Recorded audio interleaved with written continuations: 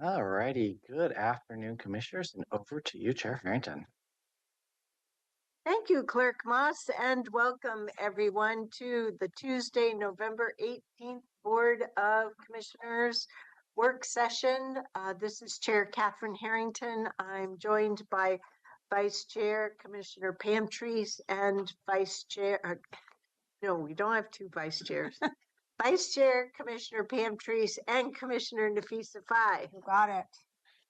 Commissioner Willie is excused on vacation. Commissioner Snyder is excused down at the AOC conference. We have a couple of different topics before we get to board and leadership communication and final agenda item discussion. So we'll dive right in.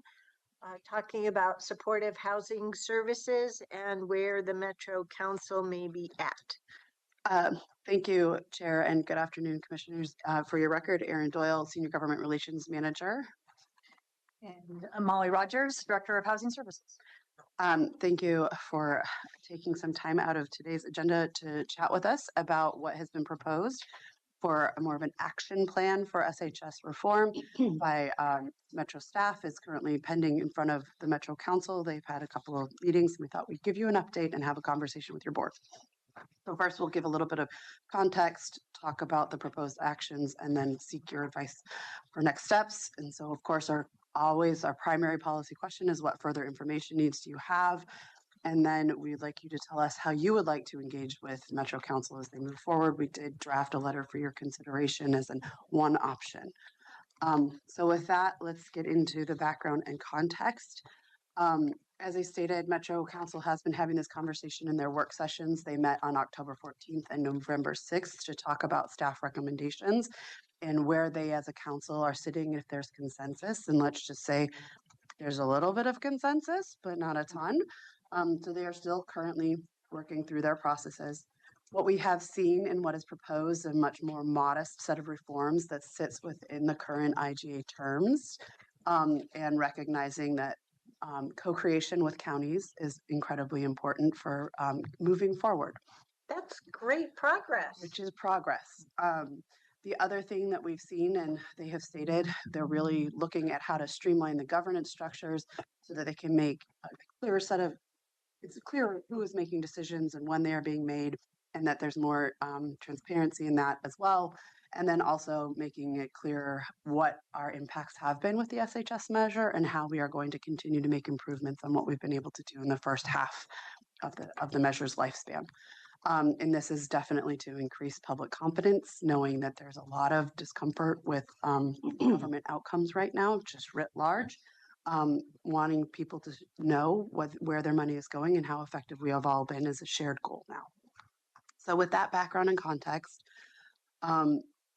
Metro staff put together their proposal, which is included in the packet, but there are really 5 areas. One is changing the committee structure. The next is making changes to the regional investment framework process, setting new KPIs and a 5-year goal. Fourth, updating and creating a more dynamic and updatable regional dashboard. And then 5th, codification and administrative rules around shared definitions for the program regionally. So Molly and I agreed that I would do most of the talking and then she will correct all of my mistakes. So good luck to all of us. So the way we structured these slides is the ones that aren't in the chart are what we saw in the proposal from Metro staff. And then the chart outlines kind of the main policy areas we heard from the council in their discussion at the November meeting, gave you a little of their context, and then what county staff's recommendation or assessment of that recommendation was. So Metro's staff gave a very high level recommendation to replace the 2 current committees that provide insight and policy direction into the SHS measure, the Tri-County Planning Body, which focuses on the regional goals, and the SHS Oversight Committee, which has been put together to provide oversight, is very cleverly named that way.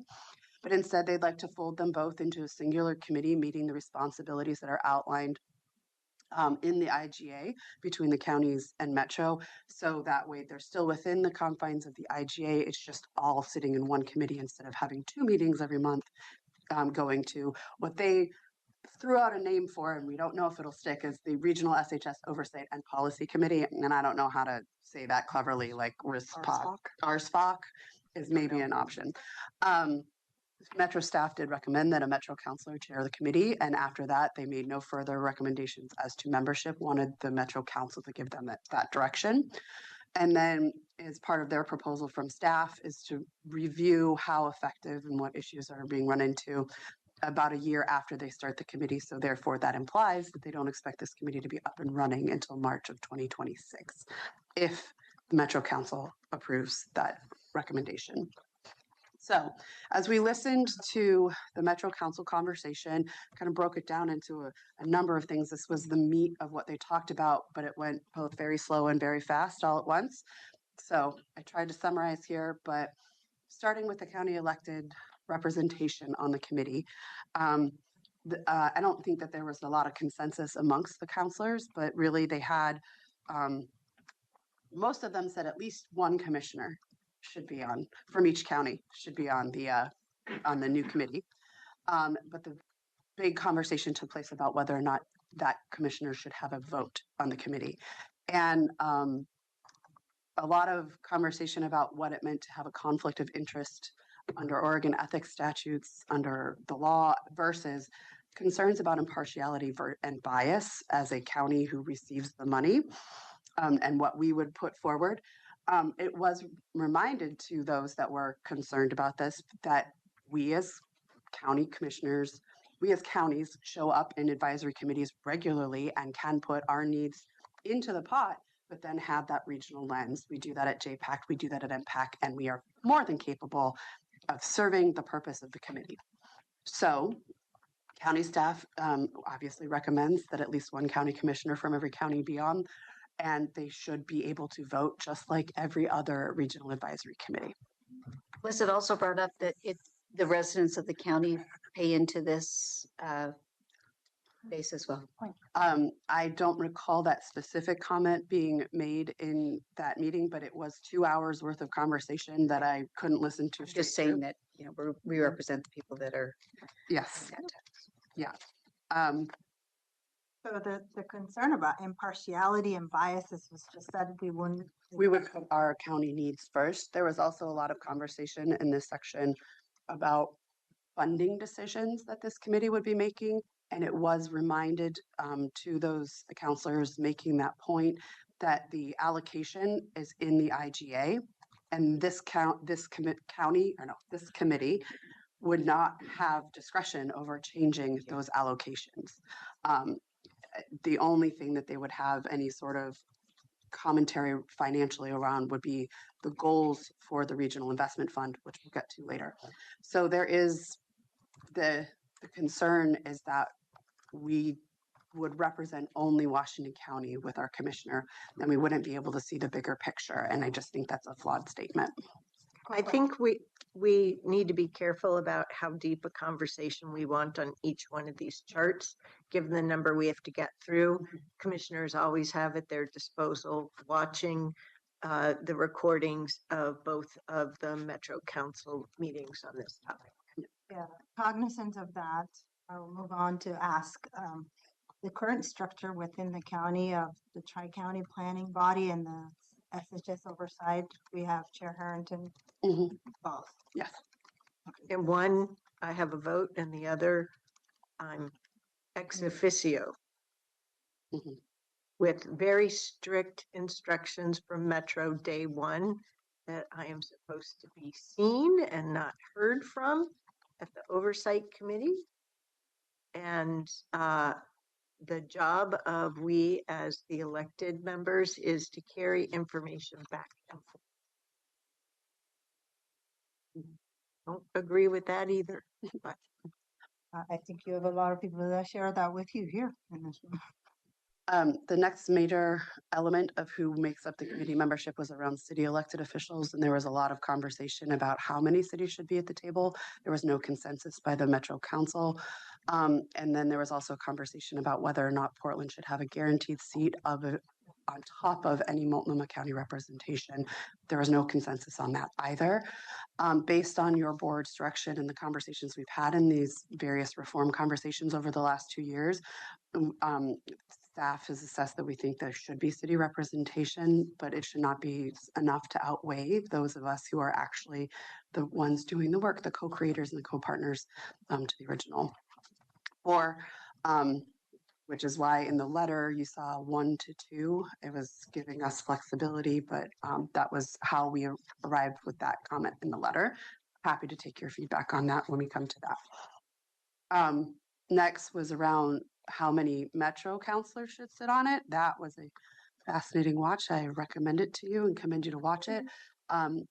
I think Very good. in looking at the advisory committees that currently exist, no more than 3 seemed like a better fit than going beyond that. Having a counselor chair the committee is just consistent with the regional practices.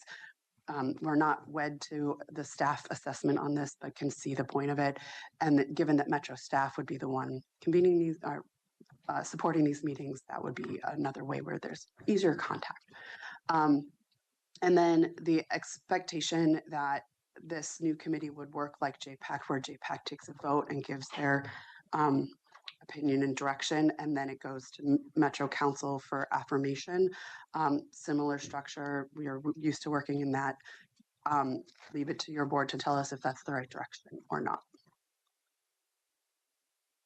From there, there are 2 more elements to the Oversight Committee conversation. One was about how much should be those representing stakeholders, as they called them, i.e. the non-elected membership. The council discussed if they wanted it to be equally weighted between the 2, and then how do you do tiebreakers, and I'm not going to go into that. And then whether or not people who receive funding from the counties to provide services should be serving on this oversight committee, oversight and policy committee. This is where they also got into conversations around the technical advisory committee, with some saying they would rather have direct service providers who receive money from the counties sit in that technical advisory committee, but others saying they were willing to have them on both. But from our staff perspective, this committee gets real big real fast, and anything that happens cannot be so large that it cannot function. So looking at MPAC and JPAC 7 to 19 members is where you're going to reach that tipping point relatively quickly with voting members. And then finally, with the technical advisory committee, we always want the subject matter experts to have a way to give information up to the committee. However, from a staff capacity, we can't be asked to add yet another committee to staff's plates. We have the executive committee moving forward.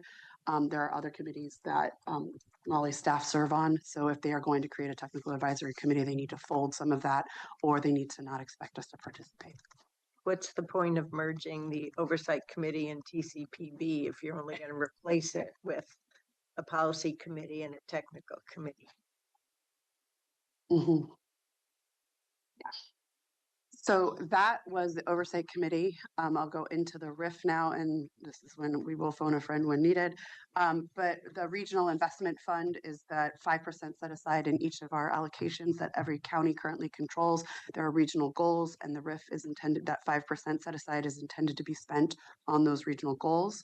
This would just change the manner in which that work is done for establishing, building off of the work of TCPB and putting it into the executive committee, which is currently Metro staff, and all 3 counties have staff of equal numbers that attend the executive committee and have these conversations. So instead of having TCPB and lack of clarity, it would come from the executive committee to make sure that we are giving the information in and putting it up to this policy committee, as well as making sure that those expenditures are invested in those regional goals, and as those regional goals shift through this process, that they continue to be spent there. And then they recommended quarterly reports up to the policy committee from the executive committee. But we have but tell me, how does the executive committee, and how would the executive committee moving forward be pulled together? Do we just end up having an executive committee where Metro controls the agenda, or Anyway, maybe I should just wait. No, we can talk to that a little bit in this first concept about whether or not the executive committee would be reviewing reporting expenditures. The way it's structured, we meet monthly, and they seek us to co-create the agenda with them. They start out with what they would like to have, and then they ask the counties what we would like to have brought forward. Our expectation would be, if this is the recommendation that moves forward, that the executive committee would have a standing item on the agenda where we would talk through the RIF expenditures and proposals on a cadence that worked to make sure everything could process correctly. So on the prior slide, the executive committee will convene on a quarterly basis too. So the executive committee will continue to convene monthly, but on a quarterly basis. Once a quarter, they'll do blah, blah, blah. That's Right. how we're interpreting their proposal, is that there would be a concerted recommendation from the executive committee that would go to the RSPOC related to. Just but verify, Mhm. write it down, that we expect the executive committee to continue to be convened the way it has been, and describe it in short. Mhm. And it is laid out in the IGA, how we can serve and the authority of that. Then That committee. make reference to that too. That sounds great. Okay, I'm taking notes on the letter. RSPOC, that actually came from Metro? Like, I Yeah. thought it was a mistake, Nope, because where's the O coming from then if it's a policy committee? policy and oversight. So while the council was talking about this proposal, there was discussion about centralizing the funding back into Metro. This is not something that we would support. So the agree is to the concept, not to the Metro Council context, to be really clear. Yep. That the RIF stays within the jurisdictions under the IGA and executive committee. The concept is also intended to establish a clear structure and framework so that people know what the process is and how they can track the reporting. This is where, again, Metro counselors talked about not knowing information, and they had conversations about how things get reported up to them. This is not our responsibility as counties. Nothing has prevented them from attending TCPB meetings to see how the sausage gets made. Mhm. What we wanted to make sure is clear is that as we move forward, that we still need to understand, besides this transparency and process clarification, if there are further improvements to the RIF that need to be made, and anything that they decide to change about the RIF expenditures would have to come back to our board before we agree to it as staff. And then finally, the final piece of this is to set a cadence and expectation of presenting to the Policy and Oversight Committee, and then that Policy and Oversight Committee reporting to Metro Council quarterly. Our big concern is that's a lot of cadence that we have to get exactly right.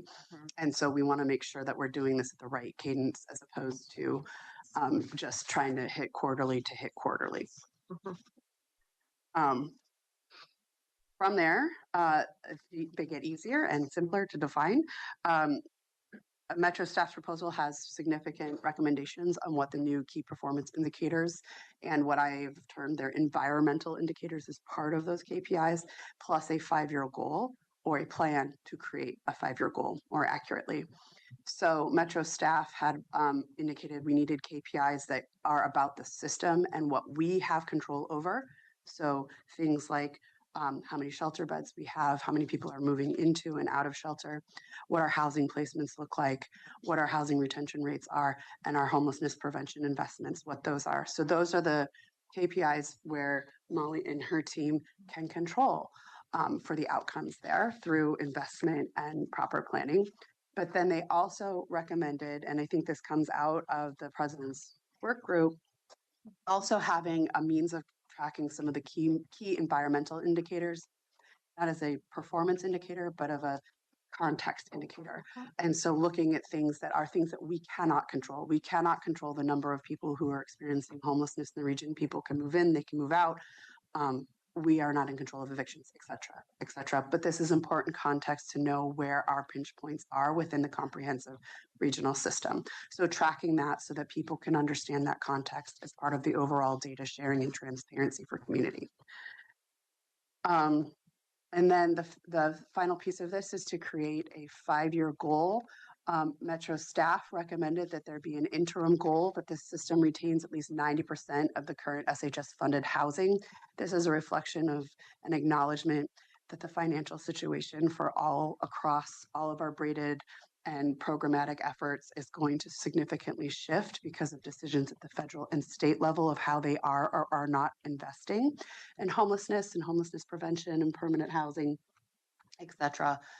So by having SHS maintain at least 90% of their current housing, we are doing what we can with the resource that we control, but recognizing that's a short-term goal as we set up the new, as they set up the new oversight and policy committee, as well as looking at the KPIs and have that committee with the executive committee and other folks feeding into it, decide what those 5-year goals are so we can show the public very clearly that we said we would do X number of, we would reduce the length of time experiencing homelessness by 2 months, if that's the goal that we decide is based in the assessment of the current system that advances our goals further for serving populations in A and B. But that needs time. And so they would set those at the end of those 18 months using the new policy and oversight committee. So from there, the conversation at the Metro Council talked about whether or not these KPIs would look at individual counties or regionally, reporting up to Metro Council, all of those things that have been consistent parts of these conversations. And we do support updating KPIs because that will help us explain our work and have the public know that we are making progress, even if it doesn't necessarily feel like it on the ground. The next conversation concept was about that distinguishing between things we control and things that set the context. And it is critical from our perspective as staff that differentiation occur so that people can see that we are making changes where we can, but these are the things that are setting the context of why it might not feel like it. And then development of specific indicators. We need to be able to figure out what that data is, how we're collecting it, and maintaining that this is not an add-on in data, but using the data we have to effectively and specifically measure what we're trying to measure. And this is where co-creation with our technical experts becomes vital. And that's the work we've been doing under the data share agreement. So we expect that would continue to move forward. And then finally, the development of the specific 5-year goals and benchmarks. And this is critical from a staff assessment standpoint that it has to be, again, co-created with our technical experts, as well as based off of the current baseline. We aren't just setting a pie in the sky, unattainable goal, but we aren't just sitting and resting on the laurels of what we have been able to accomplish over the life of the measure thus far. And then making sure that there is an understanding of how we braid funding and that SHS is going to take up a larger share as we lose some of those possible funding streams. But we cannot solve for that with these funds. And then the next two are really simple and ones that should be moving forward and are moving forward. Metro staff wanted to update their dashboard as a key component and have that updated dashboard more publicly available and easier to follow with greater information done by March 2027. This has been a goal and priority since we started. And they have a dashboard. It needs improvement. We would support that, but we need to make sure that we are co-creators in that as well with our technical experts. And then finally, I just simplified the wording as codification. So their staff proposal is to implement admin rules at the Metro level, to codify regional standards and definitions to make sure that there's consistent practices. We are, again, supportive of that. This is something that was also supposed to be part of the overall structure. But as a reminder, this is about regionally understanding, not centralizing how we measure and what we accomplish. And then the other important piece for all of this is that we need consultation on these definitions so that we aren't trying to define homelessness as one thing for SHS and another thing for HUD, because that makes the staff's job so much harder. So that is another area where our county staff had feedback. So brings us back to the policy questions. If there's further information you do have, I'm happy to get that for you. And then how do you want to engage? We did provide this sample letter as something for your consideration. Given the timeline, which we can go over next, or I can jump to that really quickly, but their first hearing on this governance structure will be the first week of December. So there's time for you to get your feedback in, but there's no board meeting between now and then, except the second. We could come back on the second, but there isn't necessarily enough time for your feedback to get folded into the process if you would like to send a letter. So with that, I'll turn it back to you, Chair, to run this conversation amongst the commissioners who are here.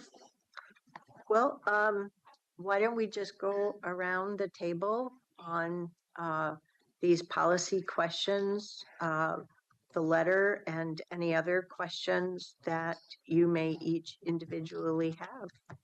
And I'll go last. Would you like to start? Trying to find the letter. Do not have it in front of me right now. I have a copy if you'd like one. Um, Sorry, it's not printed double-sided. I forgot to click that button. and hopefully it will be, I've got mine. It was in the. yeah. I don't need any further information. But I do hope that, you know, this tax thing, this money has been very useful to all the people that contributed. We've moved people from the streets. And now we've heard, you know, there are people who are on the trajectory to become a home ownership. That's the impact this supportive housing services is having. So hopefully, and I would like to see this renewed. So I hope that while the water is muddied for constituents and community members out there, I really hope that we tell a different story and reorient community members who have a different opinion about this, because the impact has been so positive. Even last week, we went and celebrated Hillsborough Shelter that opened. So while I will say it again, while the water is muddied, we're doing this improvement. I really hope that we tell a story, the impact of this, and how the side improvement isn't because we were not responsible with the taxpayers' money, and we really helped people. So that's the story I hope Metro reconvenes and tells, because I think the original story is this isn't working, you know, we need to improve. Right now it's just minor edits that we're making, not to the money, not to the systems that we've started, not to the programs that we created. And I'm concerned about that. And even when I was listening to the sessions Metro had, I was thinking, is this even necessary? Should we really go back to the drawing board and say, how do we tell the story of impact this money had on people? Because all of us know people who were on the streets that got into, whether it's a transitional or a pod village or even permanent housing, right? And some that even transitioned to affordable housing, low income housing. So that's the train of thought I was having when I was just preparing for this presentation and the homework that I did for myself, to really say, you know, should we invest in our time so that the people are educated, the impact, and when we go back to the voters again for this, then it's overwhelmingly just like it was voted first time, because nobody knew the impact this money will have and people supported it. And I think if we tell that story again of the impact we had, the lives we saved, the lives we helped, then it'll easily pass. And I tell you, as a property owner myself who voted for this, I was really proud to vote it for the first time. And I had no idea the impact it will have. I had no idea, right? It was all papers. You know, chronically homeless people were going to be up. And I was so proud to vote it for it. And I will be even more prouder to support this again because I've seen it. So that's the feedback I have for Metro Council. And to go back to answer your second question here is, I think the letter is great. I think I thought I had a one thing, and I can't find my Word document on my board updates that I write. But anyway, not your user error here. But I'm in support of what you're proposing here in this letter and how you want to engage. And I think a dashboard is a new theme for Metro because JPAC, I think we're about to discuss a crash fatalities dashboard on this Thursday. So keep up the good work. Fully on board. Please rethink about how we tell the story of supportive housing services. And even if this gets scrapped, or we stay on course, I'll be supportive of that too. Commissioner Treese. Thank you. I have a couple questions. And if we look at the individual pieces here, the first one was around membership. And I believe that someplace, I don't remember exactly where I read it, the reference was made that this is like the other metro committees. And what I didn't, it's all clearly modeled after JPAC, right? Mhm.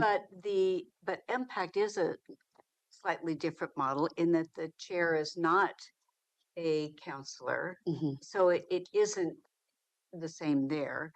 But the key piece here, I think, is that the recommendations go directly to the council, and the council either accepts or sends it back for more talk. I mean, they can't just reject it and go a direction that they want to go.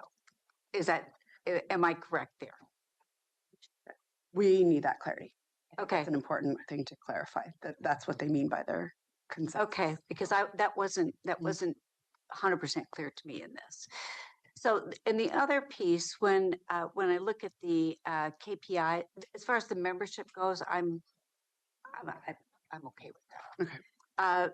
As far as the KPIs go, what I don't understand, and I don't know if I'm just missing it, but I don't see where the KPIs show us what that ladder of progression is into housing. Am I right about that? I mean, we talk about the fact that we believe we've done amazing things. I mean, in building shelters and doing all this work, but I can't see a progression that we point to.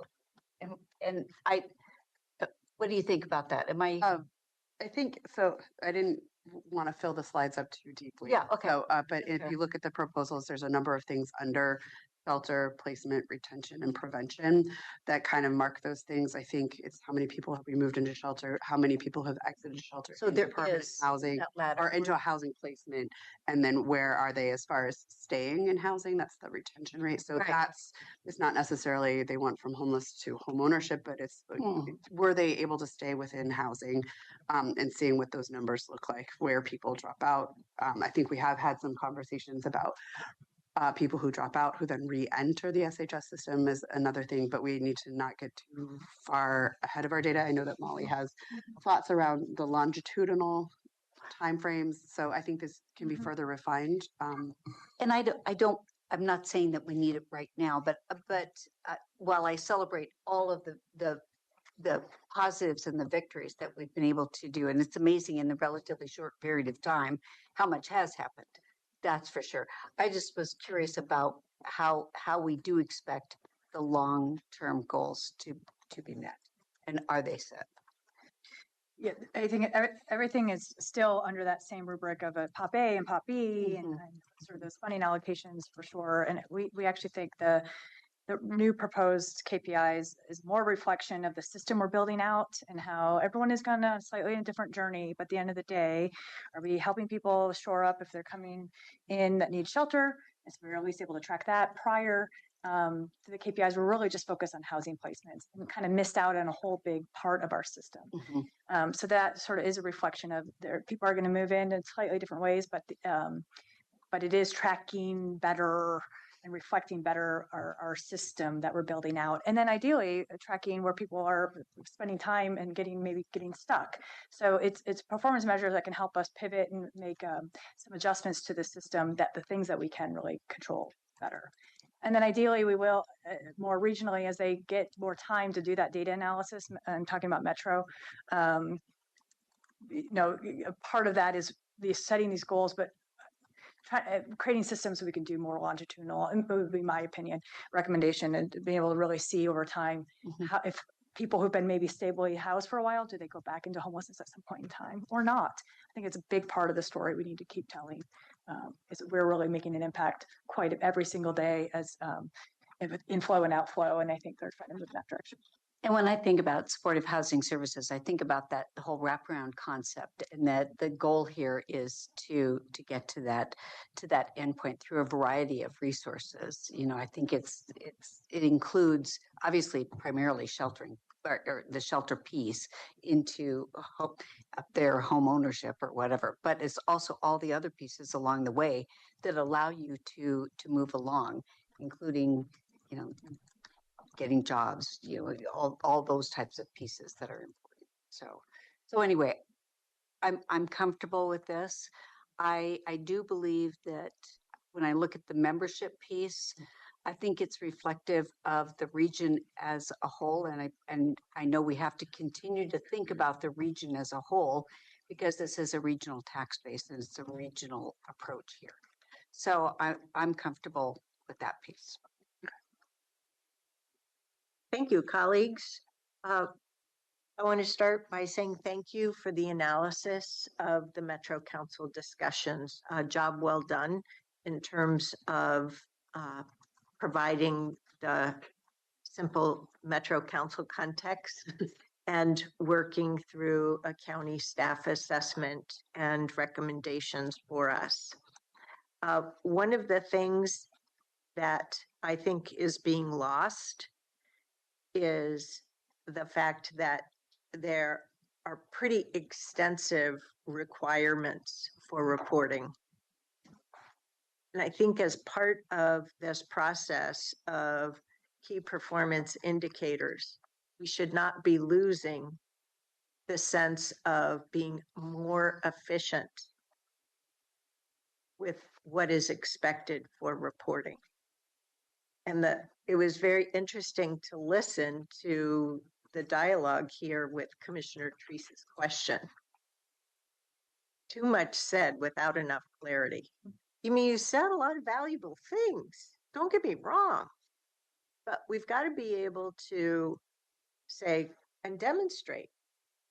And I've looked at your quarterly reports through both the reports we've recently and today's business presentation. And there's a lot of reporting there. Well, why is it that we don't have key performance indicator clarity based upon the data we already have? And how will these recommendations for KPIs reveal new data that needs to be reported on? And I've heard for years now that the level of reporting, whether it's via the service providers or the counties or from the committee reviews, is arduous. Well, we've got to refine that. We can't just keep throwing more in. And we heard that message through the two different task forces that we invested a great deal of time and energy in the first half of each of the last 2 years. So where does this lead to? The letter. It's a very good letter. Thank you. I'm not asking for a single word change. Okay.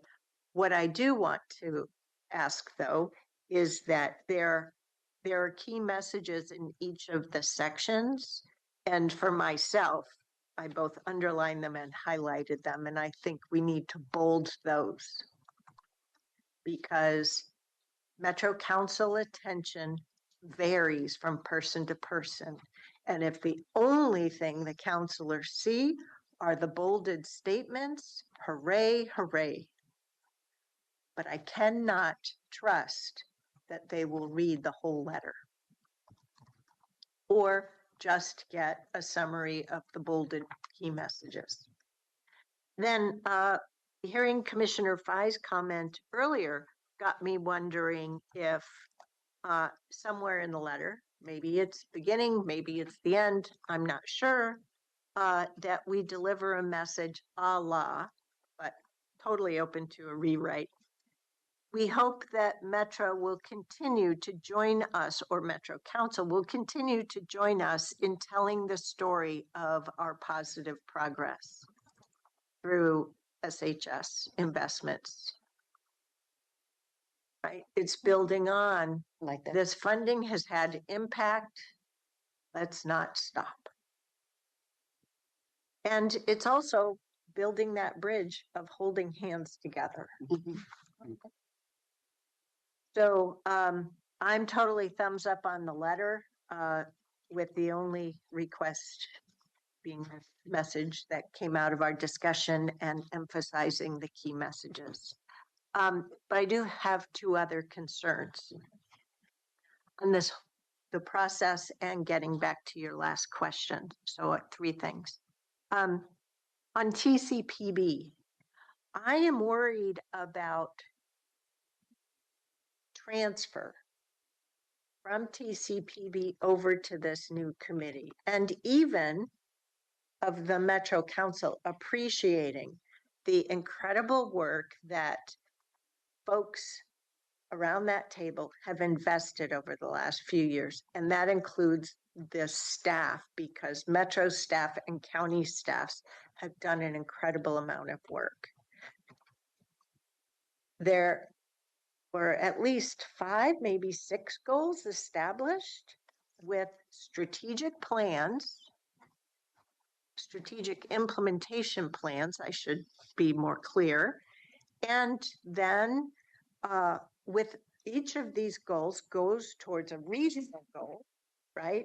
Then each of the 4 main members, to my eyes, stepped forward in either one of the 4 parties or multiples of the parties, stepped forward with an implementation plan where instead of setting just arduous objectives and failing or having spotty progress, took very seriously, how do we walk before we run? And I don't know how many people, I think I'm telling the story or the assessment accurately. So I'm going to go with it. I don't know if any of the Metro counselors have that level, the level of appreciation that I do. And I only received it because of my level of participation at TCPB. Now, am I saying they have to participate at that level? No, but I am concerned. There was the establishment of these regional goals, these strategic implementation plans, and these more detailed implementation. And a progression there. And I'm worried about the loss of momentum in the committee handoff. And I don't believe I'm alone. I think TCPB members are concerned about that too, but we just don't know what may happen. We do know that TCPB is done as of the end of December. Now, I trust Metro staff and all the partner staff, but there's been great consultant use, so on and so forth. Anyway, don't know how to lose it. Don't want to lose momentum. Because I think the regional level of goals that all this is pointing towards will be reliant upon that. So before I get to your last question, I'm also quite concerned about the degree that the federal government is dismantling things. You know, even over the last 2 weeks on continuum of care, you know, the headline that I saw today about how the feds are now requiring SNAP recipients to reapply. I mean, it's just stunning to me. Absolute. I am. Folks, if you ever wondered what I look like when I'm stunned, this is it. It's taking my breath away. I never imagined what dismantling would look like. It's one thing to say the Department of Education was part of the federal agenda to dismantle, but I never imagined that the progress that the housing of urban development has made for decades would just be dismantled. I still don't know where to go with that. And SHS has been built on a system of housing authorities, right? And ramping up our resources to ensure that we have a robust response to homelessness to ensure that everyone has access to a safe home. So, I mean, I'm in a different place on Tuesday, November 18th than I was earlier this year and that I was last year. And I don't know if the Metro Council has absorbed this level of change. We're not blue sky anymore, folks. So this goes to your second question, the second question up there under your policy questions. I think the Metro Council has tried to be quite focused through their conversations, and I applaud that there's been movement. There is a lot of movement from your analysis here and your recommendations so that we partners can move together. And I appreciate that greatly. And I don't know if our letter actually appreciates, leveraging the current IGA, so forth. That, you talk about the current structure of the measure in the IGA, so it's in the second paragraph. But I think before they go to codify things, so to speak, we need to make sure that the full Metro Council has a full, I don't want to take full or comprehensive too far, but has the opportunity to catch up with the state of affairs for housing authorities and around homelessness that you've made sure we have an update on at least once a week and where we're at.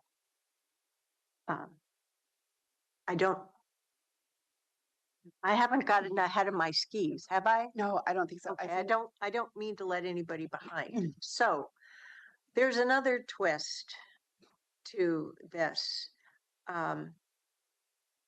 Over the last few days alone, I don't know if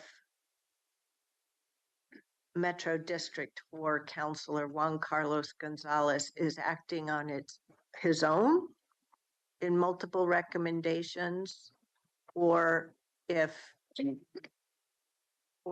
Metro Council has gone to MPAC and established that immigration is a topic of metropolitan concern. But there's both a Metro task force that he's written up and said Metro is staffing, but his latest write-up is only specific to the West Side. And he's also been selling around to at least 2 different counties, taking $500,000 of SHS reserves and putting it into response for eviction prevention specifically for immigrants and refugees. And so I don't know if the Metro Council had a meeting this Tuesday, today, and if this has been followed up on. I haven't seen that this is something that they've moved forward through their meetings of the last couple of weeks. But, you know, they're the regional government, and so they need to provide us with clarity. So what it does come up because of your second question here. There's engaging with Metro Council on this, and now what do these other efforts mean to the Metro Council? And to me, it's just asking us to do more with less, and we don't have it. So We'll follow up on those questions. okay, great. Board. So I think you've heard here, thumbs up on this letter and finalizing it and submitting it this week. Yeah, I will put in the letter the bolding, the additional context of we need to tell this story better. I will also make sure it's clear that we have clarity around that Metro Council's role related to any recommendations that come up to them. Is it a yay or nay, or is it Metro can go and do what they want? That needs to be clear, and that we want the former, not the latter. And then the expectations around the executive committee continuing to work as it has. I'll work with Molly to get those added in. And because there isn't another board meeting prior to wanting to get this letter out, are you all comfortable with me? I will share that letter and it'll be placed on the record as per usual. Further next steps will be that. And then these are just dates for your awareness. What we've been provided, they really want to have this done by the end of December so that they can move forward on putting the committee together. And we will let you know as they go forward. Yeah. By the way, I forgot to mention on the composition, you have it in page 2 of the letter. I understand why there's this reference to 1 to 2 cities. One part of me wants it to only be 1 city per county, yet the out in Multnomah County, they have the big central city. And what about the other counties? But I am not impressed with how the other cities in Multnomah County have assembled themselves either. So I think I've seen Multnomah County work better with at least the city of Gresham. So in that sense, I would prefer that the cities not after the county participants. So I forgot to mention that back on the letter. Sorry about that. Could you say that again one more time? If you look at page 2 of the letter at the very top. That's all. Okay. So the other thing is Metro's the one that hosted 2 different task force committees over 2 different half years that got city mayors all excited about they're going to get money, they're going to be able to do more, blah, blah, blah, blah, blah. And that isn't the reality where we are at all. And, you know, I'm not saying I have a crystal ball, but here we are in year 1 of a 4-year presidential administration, and we don't have an economic difficulty yet declared by economists. So, but I know we have household economic difficulty all over our region, all over our state, and across the nation.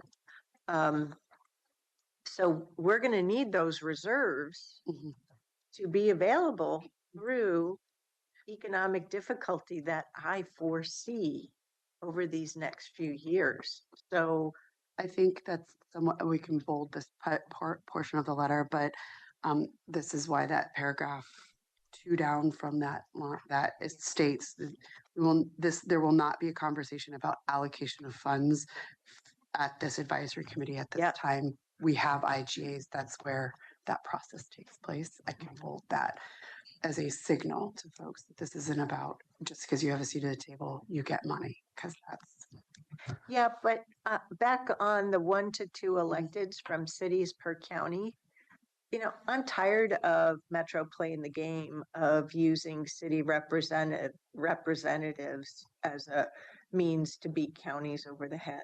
I just tired of it. So, it's one thing to have one city representative and put on them to work with the other cities. So, just like the small cities reps at JPAC. So anyway, just food for thought. I think there's some more work to be done there, but as long as there's at least one county commission member, possibly two based upon what they do. But, I don't really want to cause us quorum difficulties either. So, yeah, don't mean to bog us down now. Okay, sorry, we've gone over time. thank you very much. Nice job, thank you.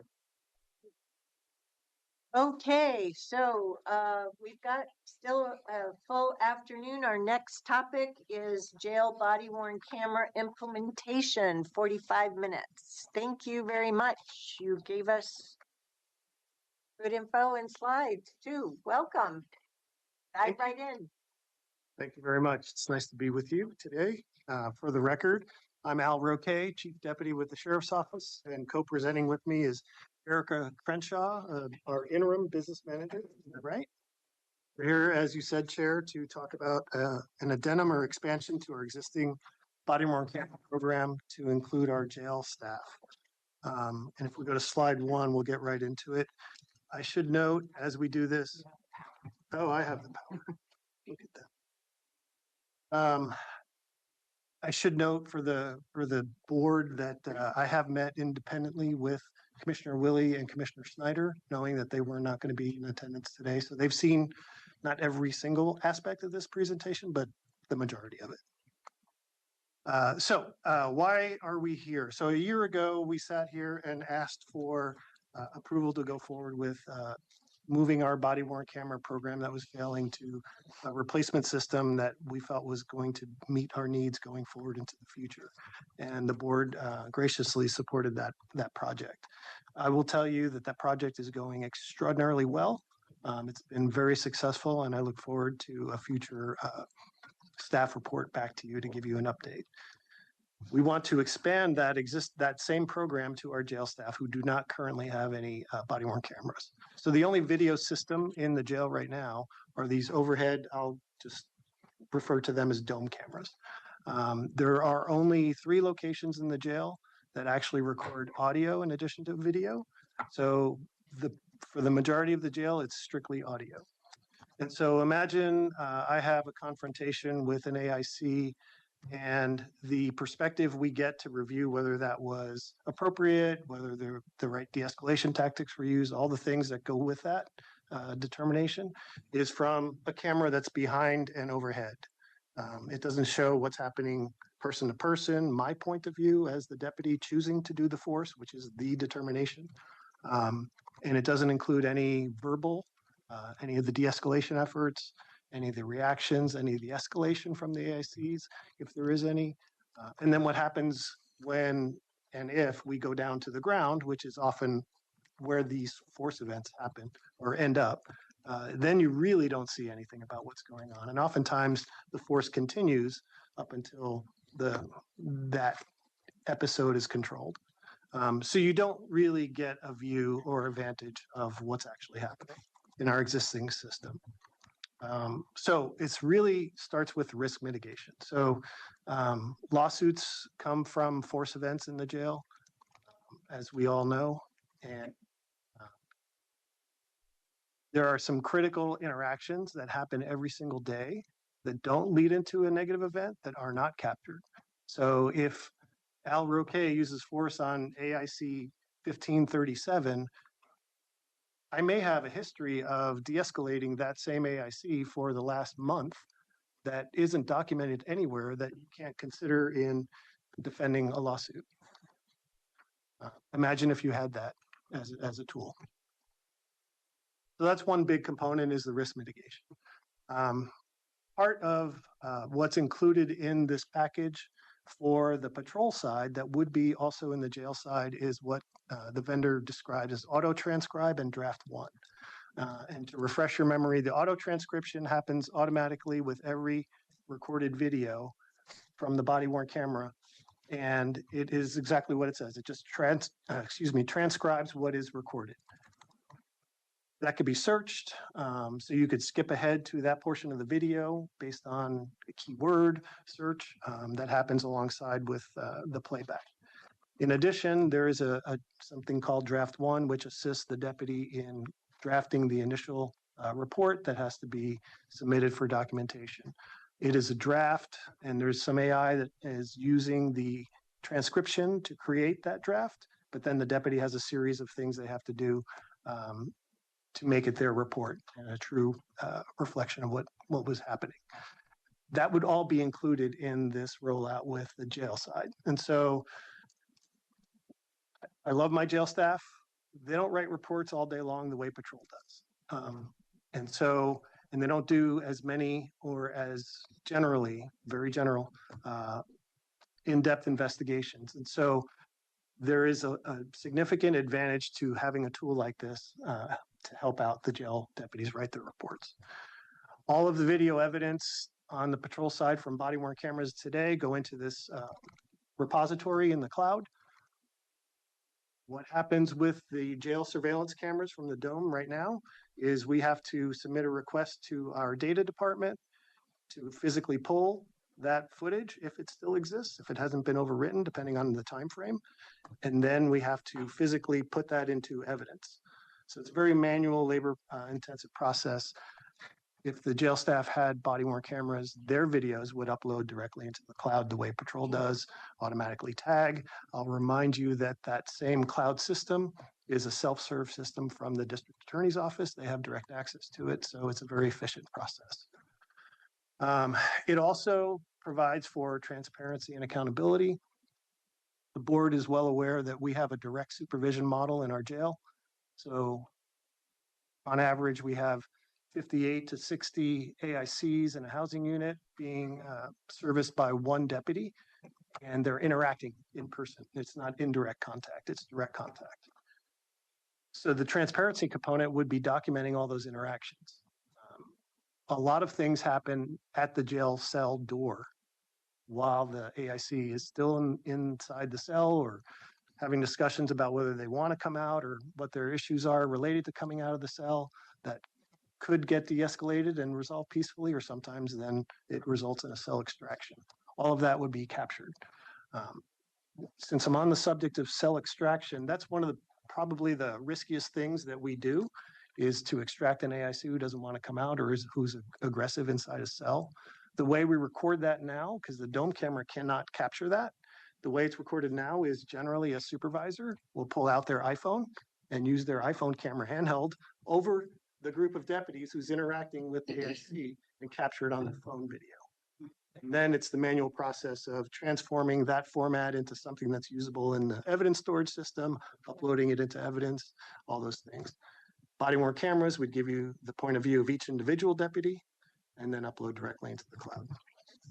So you could see a lot of staff time savings with the recordings and uploading, the report writing.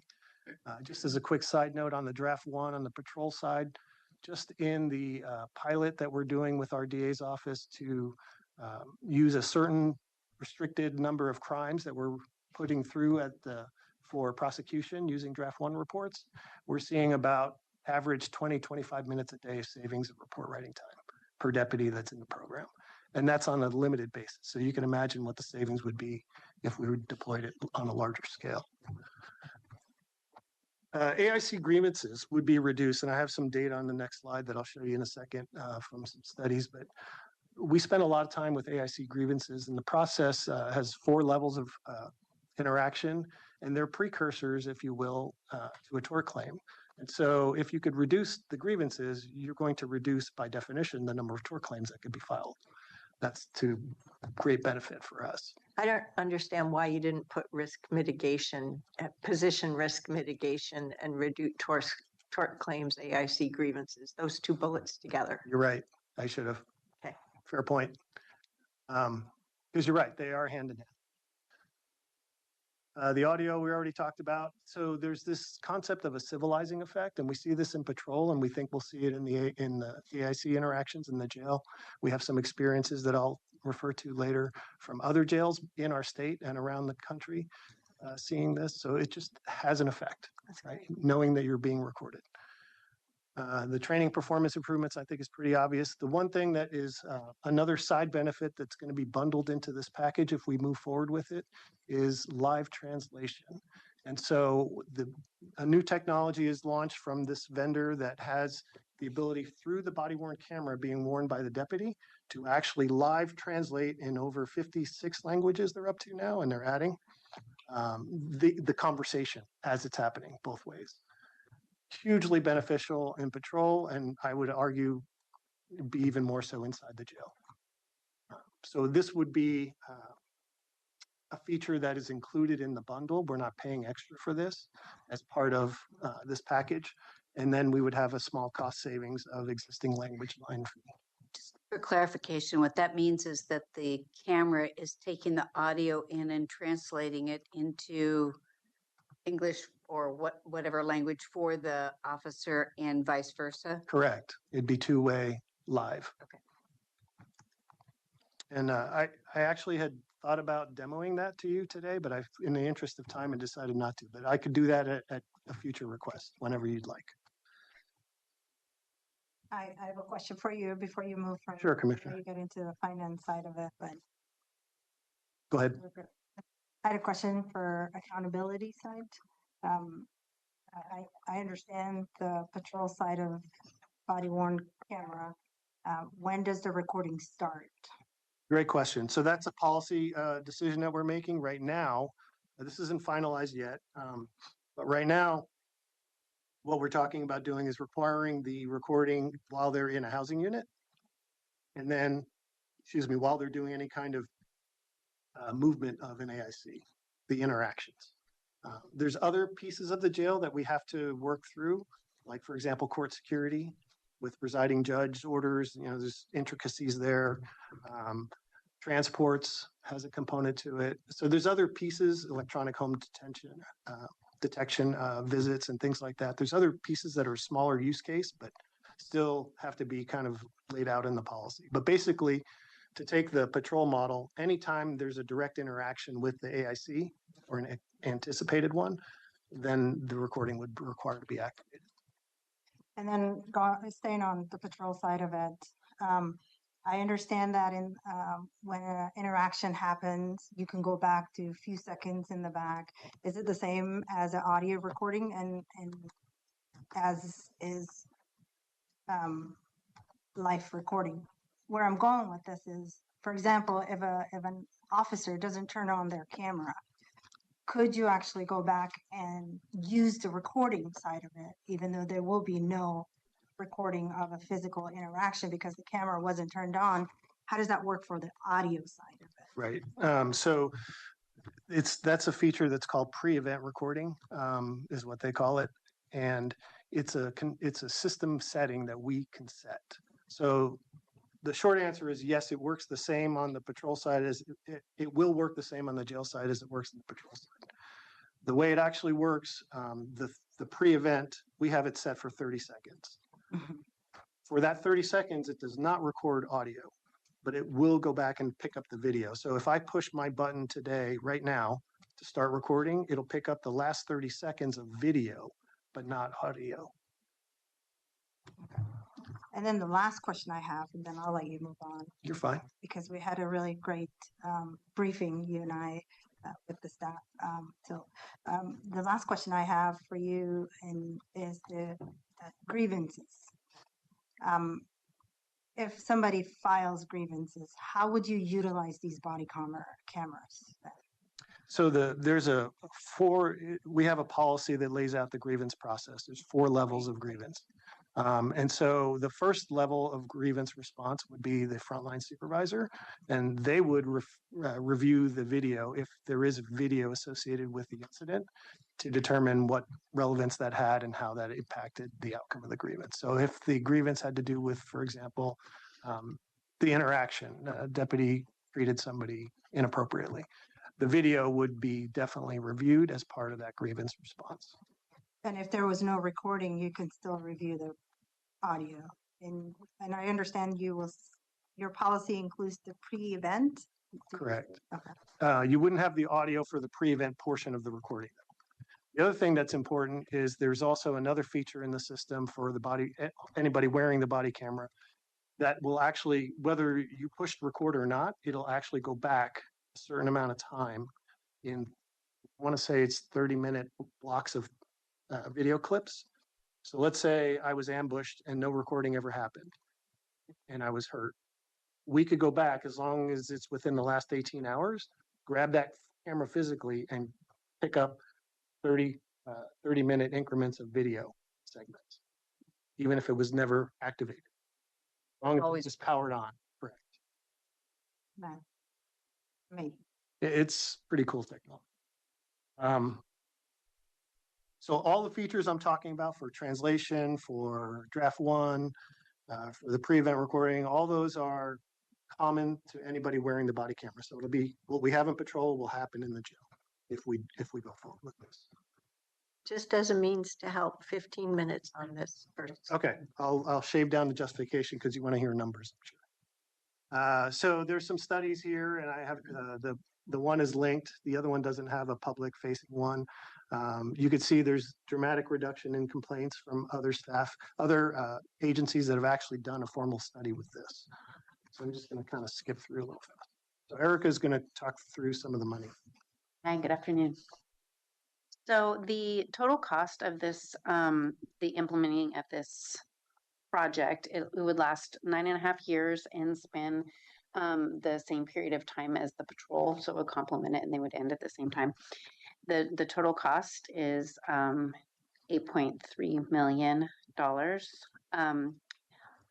Our intent would be in the current fiscal year to absorb this year's cost, which would be about a half of the year's expense at about $412,000. And we would, the jail's funding is split 90% general fund and 10% local option levy.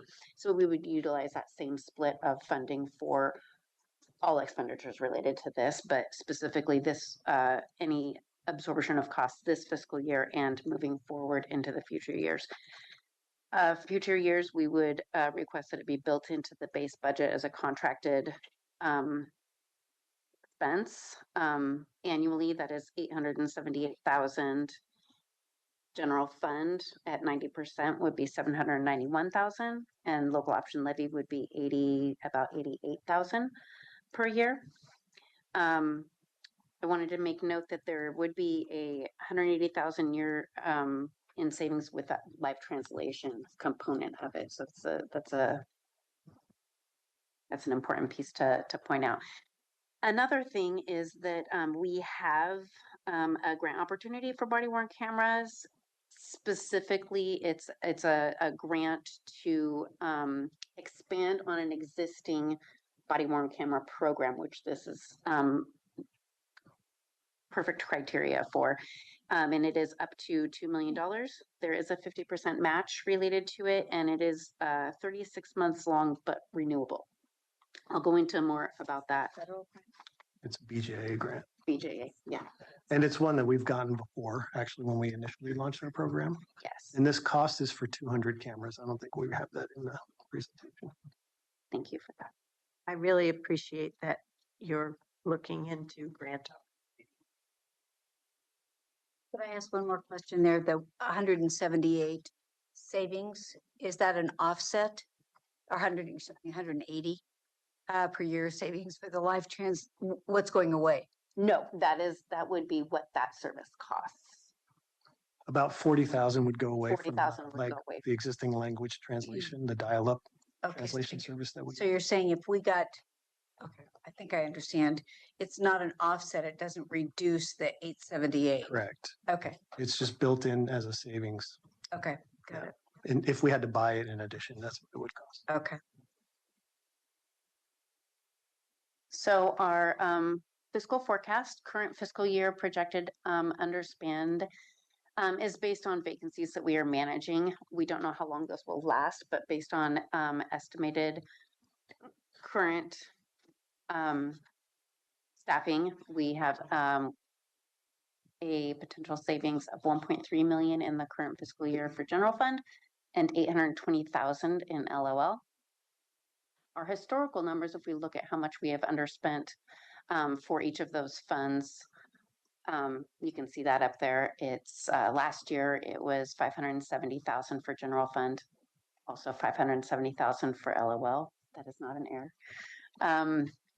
23-24, it was $1 million in general fund and 450,000 in LOL, and 22-23, 1.4 million in general fund and 590,000 in local option levy. What is, I didn't see this slide Yeah, apologies. Friday. What question are you trying to answer with this slide? Because we're moving forward with full staffing levels. So we are always managing our staffing. There are some classifications that are filled and overhired for. We have some that we've reached full staffing and then they go down and then they go up. And so they're constantly Yeah, I know that. right. What is the key takeaway message for this slide? The key takeaway is that Axon has let us know that they are very flexible in their financing options. And so any savings that we have this current fiscal year, we would like to apply those unspent dollars to the total amount and spend that this year so that the future years would not have as much of a financial impact. But that's our decision in terms of how we budget and Correct. finance. Okay, Absolutely. great. Thank you. And then this is more information about that BJA grant. The application is in process. It has been submitted. Again, it is up to $2 million per award. There's a 50% match and a 36-month renewable option there. Great. Let's keep going so we can get to, you asked 2 questions of us in the worksheet. So let's keep going. Okay. Funds can support purchase or lease of body worn cameras. You can just go ahead. Okay. Yeah, so I then think we got it on I the, think you got it all. yeah, Yeah. good job. Okay, so do you want to pull those questions up for me, if you don't mind? Yeah, you want to go to slide. Oh, this is just on your cover sheet. Correct. Yeah, you don't have it on the slide. Sorry. It's okay. Happy to. Well, so I think your testimonials, they're good to see. Mhm. I'm not trying to say don't use your slides at this Oh, point. okay. So, thank you for the testimonials. I think it brings it to life. The one, I guess, since you gave me the moment, the first line there to me is really the whole thing. Mhm. Without this, you don't get the full story. Yep. Yep. Your question is, does the board have any questions or need any additional information about the body worn camera or jail video surveillance program? And then the second question you posed, does the board support moving forward with resourcing and expansion of the sheriff's office body worn? So Contract. before we get to those 2 questions, could you complete taking us through the slides? We added this last slide. This is just the summary of what we've been talking about the risk mitigation, to your point, Chair. And that you've worked this through one Washington County approach, not just within the sheriff's office, but across the organization, Yes. which is a good thing for in us partnership to with the hear. district attorney's office. Yeah. Yeah. But our own legal counsel. And risk management. Yep. I think that a lot of the presentations that happened in this room over the last year would kind of support anything we could do to minimize risk that we have based on the work that we do. And so that's what this is speaking to. Yeah, putting another tool in the toolbox. Yeah. Yeah. And then this last one was something that Tanya Angie asked us to put in because that surveillance system in the jail is outdated. It's inefficient. It's got issues. There's going to be a future project related to that. That's not what is included in this, but this is in a way kind of helping us get to that next system. Yeah. It's an enhancement to it, I guess is what I'd say. And I think, yes, and advances the state of affairs in support of our workforce too. Right. And this project and this contract would have a built-in replacement component to the technology, which is another key component that we haven't always had in the past. And Chair Harrington, if I might, just to your comment about a One Washington County approach, the Sheriff's Office has also worked with the County Administrative Office as well as Finance to make sure that there's the holistic One Washington County view on all things having to do with the body-worn cameras. And I want to reiterate that it isn't just, you mentioned the district attorney when we were on that summary slide, but the district attorney doesn't represent our employees in complaints. Right. County counsel does. Right. So that's the important part to me. Yeah. So. Yeah, I agree with you. Okay, so colleagues, we have the two questions on our worksheet. Who wants to go first? Pam or Commissioner Priest or Commissioner? Okay, great. Thank you for bringing this information forward. And I am in support of this. I want to make sure that obviously that we have the money and the resources to do it. I appreciate looking at what potential opportunities on money unspent that we can access. I appreciate that. So I'm thumbs up on question number 2, and the first one I don't have any other questions. Thank you. I can jump in, Chair. Al, I forgot your name. Erica. Sorry. Erica. Mhm. Erica. Great presentation, and nice to see you, Erica. Nice to see you, Al. I just want to commend you for sitting down with me and educating me this long before. And I think you are very cognizant about the money that is associated, and you really wanted to address, and you had a solution to the problem you were solving. So I just want to appreciate that. I'm in support, and you have my thumbs up from this, and I look forward to seeing the before and then the after, in terms of altercations, in terms of grievances, and in terms of the usefulness of the audio. And I'm really looking forward to that because I foresee a government that's transparent and accountable, and this is how we start, because we're responsible for everyone, right? Like we're responsible for the employees, the sheriff, the deputies in the jail, as well as the incarcerated people. So you have my full support for this. Well, I join my colleagues in being unanimous in moving this forward. Thank you very much. I appreciate the due diligence that the the patrol side of law enforcement and the sheriff's office has put in for body-worn camera use and extensive learnings from that, but applying that to the jail environment. It's a tough population. The population has changed. The pressures on the job have evolved as well. It's difficult work. And I'm very supportive of adding another tool to the toolbox for our workforce and getting it right in terms of the management process and the admin policy. I am very comfortable with the department management under the elected sheriff for the sheriff's office to work with Ms. Angie and the rest of the organization to put forward the administrative policies that will deliver on the goals that you've outlined. There is a positive track record there, and we're going to keep, I know you're going to keep exercising that. So I appreciate the thought that's gone into this. And the combination of telling the story on the work session sheet and the slides has been very useful. So total thumbs up. Let's get this done. Awesome. Thank you so much. Great. Thank you, board. And just one final reminder, just trying to connect all the dots, is this body worn cameras was mentioned in the financial forecasting that John Steyer did at your last roundtable. So just making sure you know the slides that Erica talked about today have been built into that. Yep. Great. Yep. Making sure that we have the level of information that we desire to support these needs and advance the investment and implementation. Yeah. Yep. Great. Good job. Thank you. Thank you. Okay. Well, that got us closer to on track. So thank you.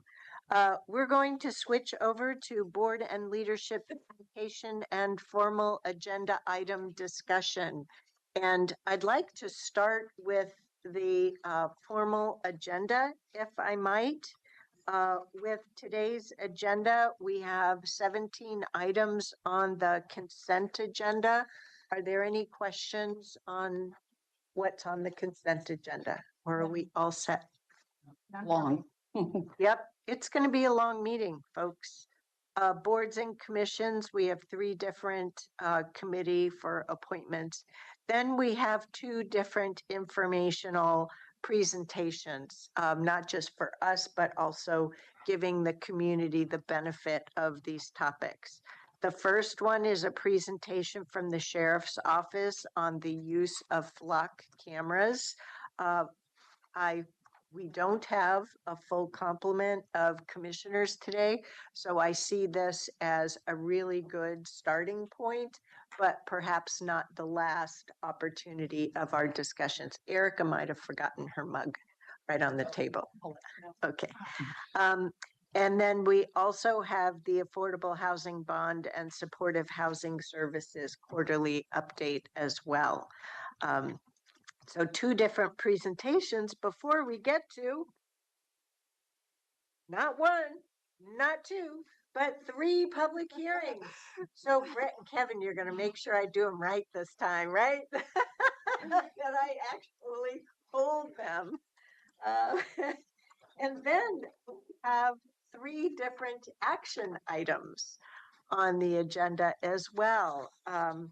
2 of which, actually all 3 are from Clean Water Services. So our apologies in advance. You're going to be sitting through quite a long set of Washington County information before then. Yeah. Sorry. It'll be worth it. Yeah, okay. Yeah. Sorry about that. So that's it on the formal agenda. Any questions, concerns? No. How are we doing on signups? Still fitting within our time? Yes, Madam Chair and Board, we have 1 at the beginning and 4 at the end so far for tonight. Okay, great. And I have not checked in with Commissioner Snyder yet today to confirm if he'll be Zooming in tonight or not. Do we have any idea? Okay, so we'll just see. He was hoping, but I've gotten indications that there's a good crowd at the AOC conference. So he may be using his time to meet with colleagues from throughout the area. So, okay. I didn't print out the latest agenda. Do we have another letter under here? Yeah, we have 1 letter. Oh, yes, the one from Tanya. Yep. Yes, that's why I had it on top. Thank you. Okay, come on up, Marnie. I think you're on point for this letter, but between you and Aaron Calvert, we'll get it done. So we've received, the full board has received a letter from Ms. Angie just yesterday, Monday, November 17th, following up on the work that we asked of her and her staff regarding the 2 emergency declarations. First on the food need food insecurity, and second with regard to immigration enforcement. So at this juncture, I'll turn it over to Ms. Kyle to take us through the different parts and any direction, opportunity that she would like. Thank you, Chair Harrington. And for the record, Marnie Kyle, I'm one of the Assistant County Administrators. And the memo was just really intended to give you both an update on what we've done to as of last night, and then also to ask your input guidance on how you would like to see the $200,000 for impacts to immigration enforcement directed. So we have the $250,000 that your board approved for disruption of food assistance, which impacts over 57,000 Washington County residents. We do have a contract in place with Oregon Food Bank. And as you can imagine, we got several emails and phone calls with folks that were describing the need. And so between Tanya and I, we really were able to direct those folks. And sometimes we kind of brokered a call together to make introductions, to have a conversation with the food bank. And one example that really impressed me was we had a conversation with Muslim Educational Trust, and they were talking about the very specific needs of that population and the culturally appropriate food that was difficult to get through the normal distribution routes. And the great need that they have. And by the next day, even before we had a contract signed with them, the food bank had issued a check so that they could purchase the food that was appropriate for the population that they're serving. So Good work. it was pretty impressive. And they came to agreement they would meet again in December and reassess the need. So that's ongoing, as well as other organizations. But I thought that was just a really, really responsive example. The other is just community engagement, just letting you know that we've had several phone calls with different community-based organizations, and we've attended meetings, as you all have, where we've been learning about the impacts, fear that's leading kids to stay home from school, people that are afraid to go to work, grocery shopping, people that are not accessing important services, including medical services, and just the impact that that's having on the community, including businesses. And then outlining the needs that you all have heard about for food assistance, alternative transportation, sometimes rental assistance, support for utilities, those kind of things. And then legal support is another need that we've heard quite a bit about. As well as help just distinguishing local law enforcement from ICE. So I think all of those issues we've heard about, and we're having internal conversations to see what we can do to support those needs. And then internal, we have updated our Horizon, which is the intranet, the internal staff access, to include resources, because we were actually hearing from some of our own staff about questions or fears and concerns. And so we wanted to make sure that they had access to that information, as well as if they were getting questions from community members that they're serving directly. So one of the things that we are exploring is a more formal approach to identifying public versus non-public spaces within some of our buildings, and then also training for staff. So those are a couple things that we are continuing to explore. So on all of that, could you please follow up with sending an email to the board on which particular areas of the Horizon to take a look at, and what I don't want to have to do is reread the stuff that was posted back in February, Okay. thinking that something may have been updated or changed. Yep. I need a helpful tickler that says zero in on this particular area Yep. or whatnot. Yep, most certainly. That'd be great. So now to the real kind of cutting to the important feedback direction that we need from you all. So on the immigration enforcement funding, which the board had identified $200,000 in contingency funds. So we didn't like some other jurisdictions did a formal kind of RFP process. We did not do that. But we did receive three proposals, sort of unsolicited proposals. One from Centro Cultural and Adelante Mujeres. And that proposal, they were requesting 200,000. Those two agencies have been identified as the co-leads for the rapid response efforts that are happening in our community. So their request would really fund those organizations to continue those supports. So all the way from preparedness, so training, education, and outreach, through the incident response, and then post detention or arrest services. So whether that's help with shopping, utilities, connecting people with legal services. So that's what their request was. SOAR, Immigration Legal Services. It's a program of the Ecumenical Ministries, and they also requested the $200,000 and shared that would help them directly serve at least 500 county residents through their Hillsborough office with providing legal services, education, and support. And then we also received a request from Clear Clinic, a Portland-based organization. They didn't have a specific dollar amount that they were requesting, but just that they would use funds to expand rapid legal response across Washington County.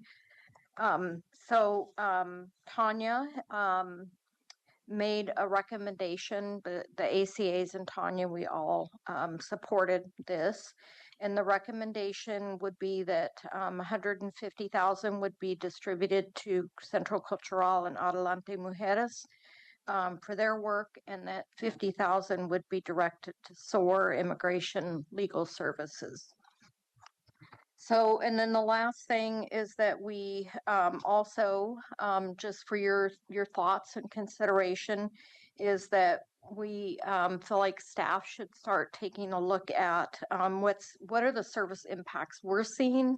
So especially like when I heard about Virginia Garcia in particular, and we started thinking about, well, what's happening in our clinics and our WIC clinic, what's happening with restaurant permitting, other direct services.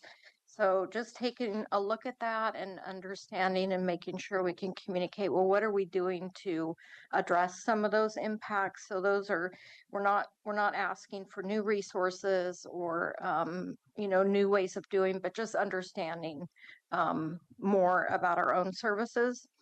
And then there is some evolving legislation, and I think GR might talk about this more during their when we're talking about your legislative priorities, but evolving legislation on immigrant rights and protection package. And so, wanted to put that in front of you to let you know that that's happening, and you might want to consider whether or not that's something you want to add to the legislative agenda. And then just encouraging ongoing participation of board members and county leadership in the community organized events. So that's kind of a summary, because I know we got this to you really late. So just a summary of what's in the memo. So there are three of us here to provide our direction today. Who wants to go first? Chair, I just wanted to clarify that your adopted declaration last on the 4th, resolution on order 2572 does actually delegate this authority to the county administrator. Okay, so I just wanted to make that clarification that And nonetheless, she's asking for feedback.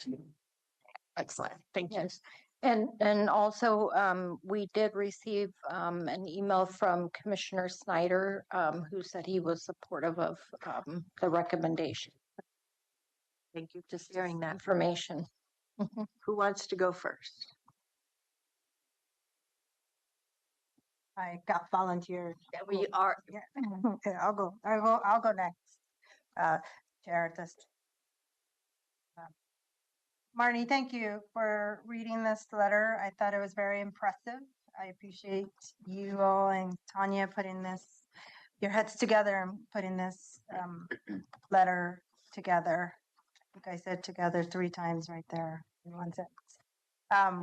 But I really appreciated the thought that went into this. As I said before, 200,000 is not enough. The need is great. What's happening in our county is just heartbreak. People who are money makers, right? The breadwinners of the family are no longer in the family. Children are left to, and parents are left to fend themselves. So while I hope that there was more, this is the reality we face, and I think the community knows and follows our budget journey.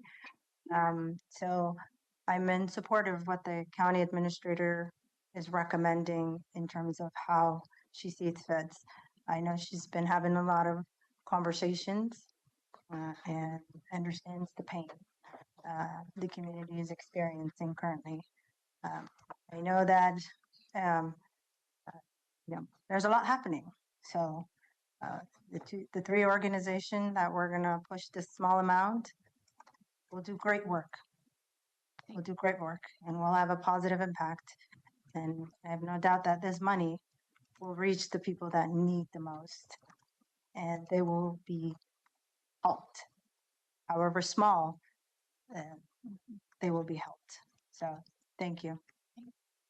Commissioner Treese. Thank you.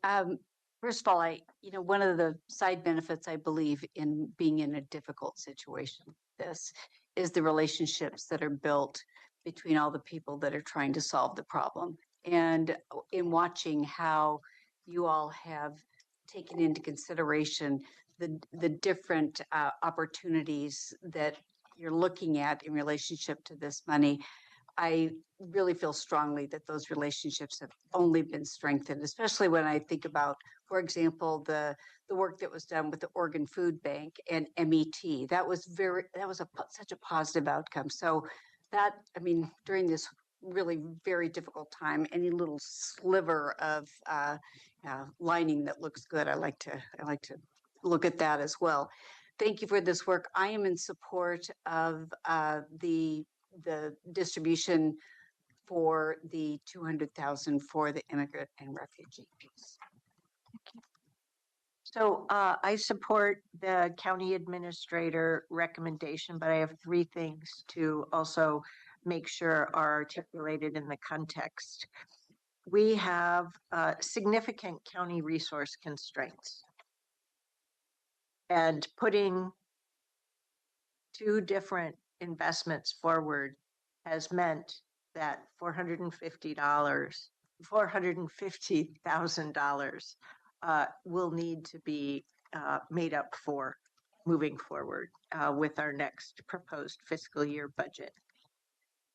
The county is a county government and we have county government obligations and practicing the county government role in our republic.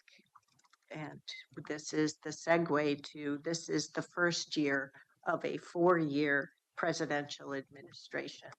So I don't see this as a beginning. I see this as one time. And we need to ensure that we remain focused on our full portfolio of services in service to our full Washington County population. So, thank you. Okay, why don't we do leadership communication first? Who wants to go first, county or CWS? Okay, great. Go, Aaron. Go, Good go. afternoon, Chair Harrington, Commissioners. Just one announcement for you. The Beaverton Clinic, which was originally closed during the COVID-19 pandemic, it was reopened in March of 2025 to serve high-risk populations, will be closing at the end of this month. At the clinic, clients received a range of services, including STI and HIV testing, treatment, partner notification, and confirmatory hepatitis C testing with access to same-day telehealth treatment. Despite successfully reaching its intended population, the clinic has not regained that pre-pandemic client volume, averaging only about 16 visits per month currently compared to about 35 per month in 2019. The staffing shortages, which have been exacerbated by reduced Measure 110 funding and flat state funding, have strained operations, and with remaining staff balancing outreach, case investigations, and clinic duties without adequate administrative support. The low attendance and high operational burden have led to a recommendation to close the clinic. Leadership has now approved this recommendation, and the Beaverton Clinic will officially close at the end of the month. Services will continue at the Hillsborough Clinic and through partner organizations, and then the Beaverton site will remain in use by the WIC program. And that concludes my update for today. Could I ask you a question, please? And how is that being communicated? I might need Ms. Kyle to come back up and tell us how. Thank you. So we'll be communicating it directly at the clinic and then on our website and through partners who where we communicated that the services were available. So Cascade Age Project. I'm thinking about even Home Plate and other places that refer there. Yes, we'll make sure that we get the word out. Yeah, to our partners and folks that refer, different clinics that we work with, syringe exchange. So all of the places that we typically work with. And the Beaverton City Mayor and City Council and all that. I hadn't thought of that, but I'm happy to make sure that we let them know. It's in their community. Yep. Thank you. Thank you. Courtney? Good afternoon, Chair and Commissioner Treese, Commissioner Fye. It's a pleasure to see you and be here today. Just obviously, as Mr. Barnett told you, he's on vacation, spending some time with his family today. So I will be filling in tonight, assisting you and the clerks with your public hearings, also watching. I'm going to save our legal updates for our two executive sessions that are on the agenda. Great, thank you. Mr. Shanley, Clean Water Services. Good afternoon, CWS Board of Directors. Last Monday, Joe Gall and I delivered our fourth State of the Partnership presentation to the City of Tualatin. Definitely want to give my thanks and appreciation to Chair Harrington and Director Snyder for joining us. Want to talk about grants. I'm pleased to share that we were the recipient of an Oregon DEQ 2025 diesel emission migration grant to the tune of over $320,000. These funds will go directly towards replacing one heavy-duty diesel truck, one medium-duty diesel truck, and one non-road loader with cleaner diesel equivalent vehicles. Earlier this year, we hired our first ever grants writer at Clean Water Services as a way to seek these types of opportunities, stretch ratepayer dollars further. So we're really excited to have our first significant achievement. Look forward to sharing other good news in this area as the program continues to mature. Wow, both agencies have a first. Yeah, we like free money. Well, you've got to earn it to get it, so. CWAC, last week was our final CWAC meeting of the year. They received updates on the design and construction standards. We got a lot of good input from the various representatives on CWAC. We also talked about the permit and long-term regulatory compliance, some of the same information we shared with the board. It was a lot of dense information, but really good questions and ideas about how to best engage going forward. Food to community members. You may have seen in the pipeline, but last week staff organized an effort to provide food and resources We know that the canned goods and such are appreciated, but really dollars are what's most important right now. And so we've created opportunities for staff to provide resources to the community and the county. So really proud of the employees, their instincts, and their efforts to do something with their passion to try and make a difference. Great. So that's it for me. Terrific. Thank you very much. Okay, board members. Who wants to go first? I can go first. It's been a while since we reported out, so I'm kind of trying to hone down here a little bit. I do want to let you know that I had a great meeting with Clackamas County Commissioner Diana Helm. I didn't know her before, and so just had a kind of a get to know you coffee and learned a lot about her and her role and how it will play out on their commission. I think what I'd like to do is talk a little bit about the fact that I will be at RWAC and at Impact this week. There is a piece of Impact that the second half of the meeting will be focused on the regional housing coordination strategy. That's not reflected in their latest agenda. That it's in the second half, or? Correct. Okay, I asked for that. And Well, they didn't didn't. change the Okay. agenda. I They will. republish the agenda the way it was before. I'll double check on that. Thank you. The concern that the staff and that I have is that they're in that strategy. There were strategies 9 through 11 that, from our perspective, fit better into SHS work than in this housing work. And so we're meeting today at the end of this meeting to talk about what the feedback will be during the meeting tomorrow. So I just wanted to let you know, I'm sorry I don't have an answer here right now, but this is the first time we've been able to meet together. The staff met with Metro last night, I believe at 4:30, to discuss this as well.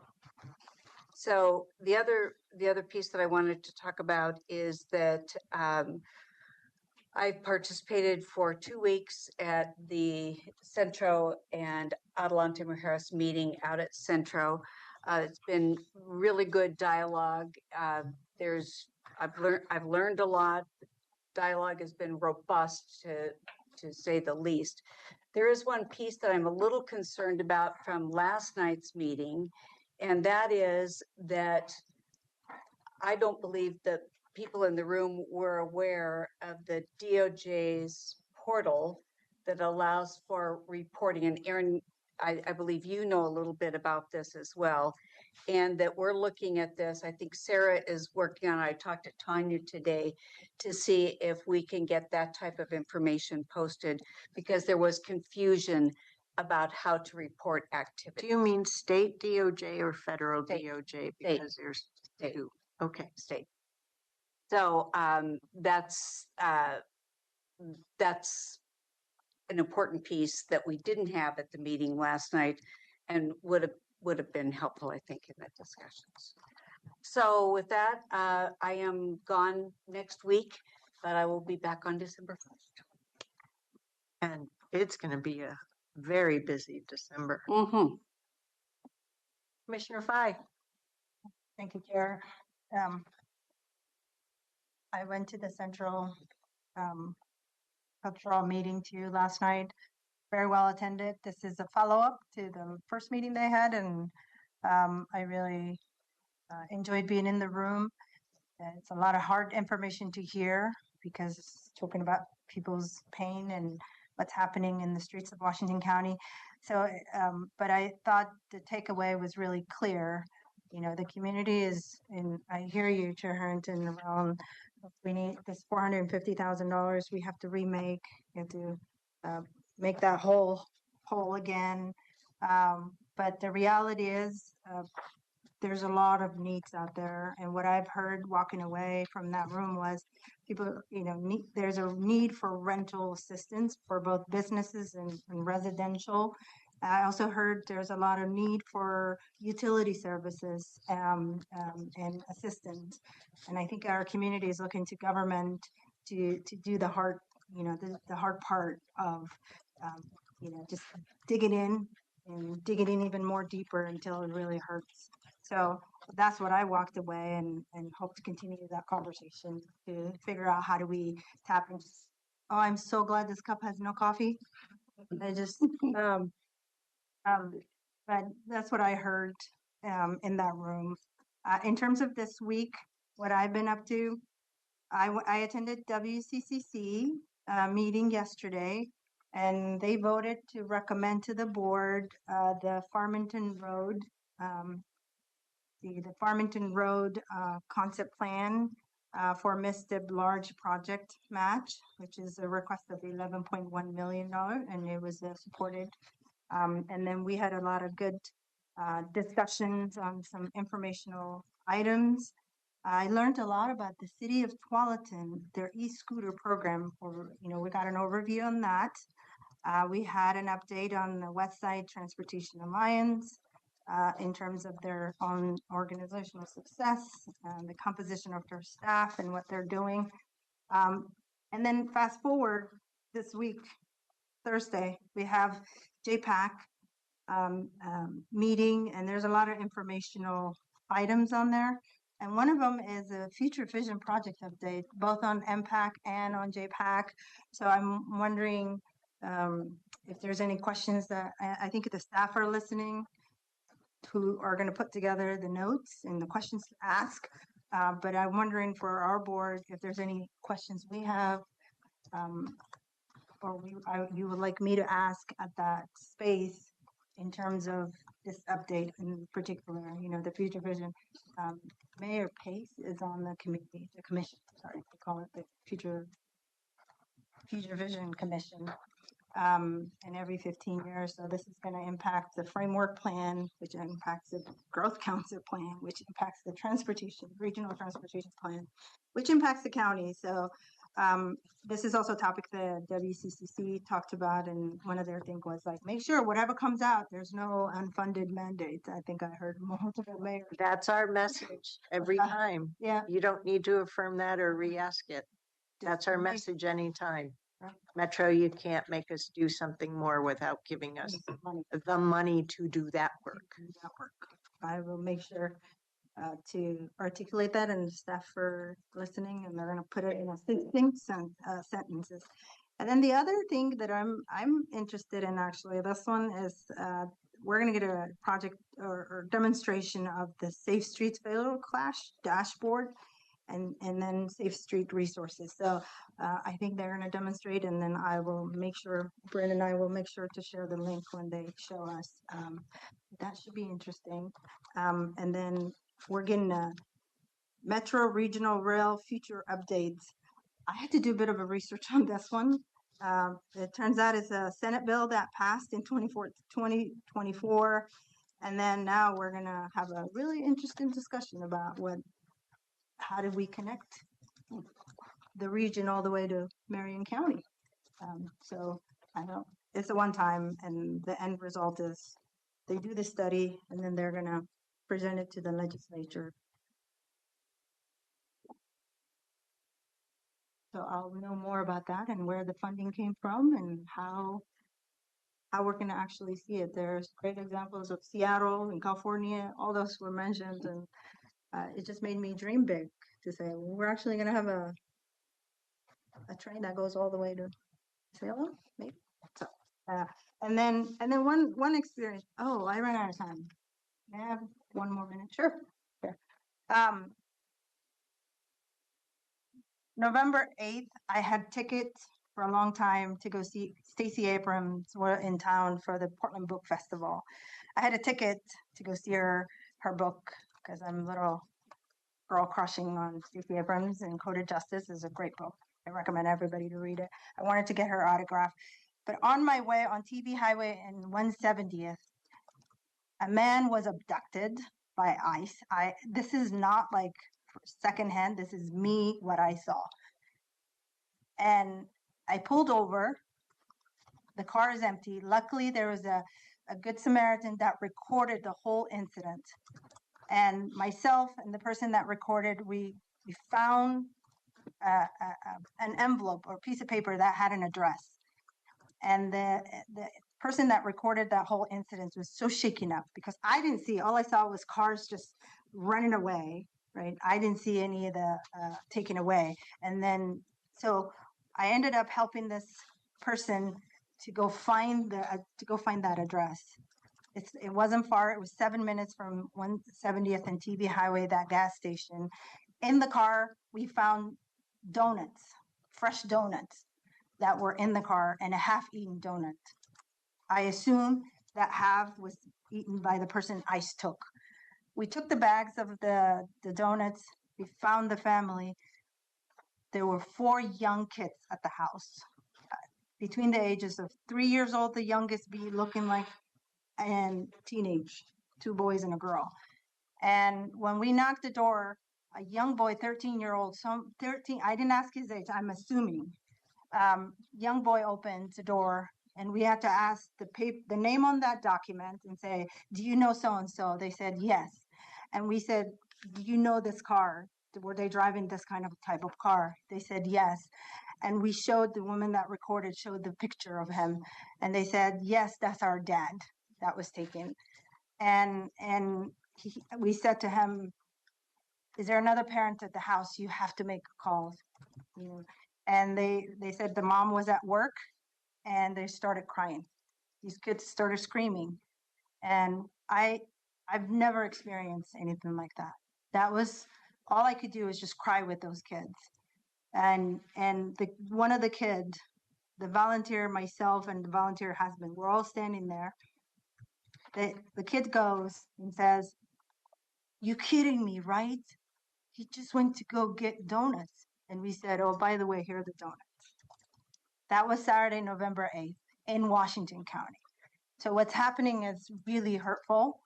And all we could do is just stand there and we'll have them calm them down and say, call your mom to come home and then to help her get on the immigration route. Because as soon as she came in, we couldn't even, we said, pick up your phone, call this number for immigration, because time is of the essence and people fall through the cracks. So connecting them to an immigration attorney is the fastest way to track where that person is going. And she couldn't even digest. We had to get her on the phone. And guess who showed up right at that moment? One of the 2 organizations, Adelante, not Adelante, but Nancy Lopez with Central Cultural showed up right at that moment. So the organizations that we're investing today really do show up for our community. Is the money well spent? And I just wanted to celebrate that little success of the investments we're making, while also recognizing the pain that is, happening in the community and how I had to even witness it and miss my Commissioner Frye. miss my whole book tour. But I did I did get my book signed and at the end, and thank you to everyone on what they do. And thank you, Chair Harrington, for that moment. Girl. Yes, this is very real in our community. So sorry you missed your book signing opportunity. As for me, one thing I want to bring forward is I've been keeping you up to date on interactions with CPO 8 leadership. Ms. Courtney Dreesen and I had a meeting with the CPO 8 chair and a couple of other CCI and CPO, and one more CPO involved member. She and I have received yet again another email subsequent to our having a face-to-face meeting on Wednesday, October 28th. I'm taking the stance of not replying to any further information. As we know, we have CCI and CPO coming up in the December timeframe. But I don't think we need to keep going on with a back and forth. From the face-to-face meeting, the current chair had the opportunity to hear the board and the county direction Once again, she agreed with parts of it and disagreed with parts of it, which I thought was very interesting. So, yeah, we'll see where this goes. So, that's just the update I wanted to give today. So, it's a little hard to believe that it's November 18th and our last business day of this month, and then we're into a very busy time in December. So at this juncture, given the clock, I would like to recommend we take a very short break. Is 5 minutes okay, commissioners? 10. Okay, 10 minutes. We'll reconvene at 3:45 into our first of two subsequent executive sessions, and we'll do the kitchen when we reconvene at 3:45. Thank you. Thank you.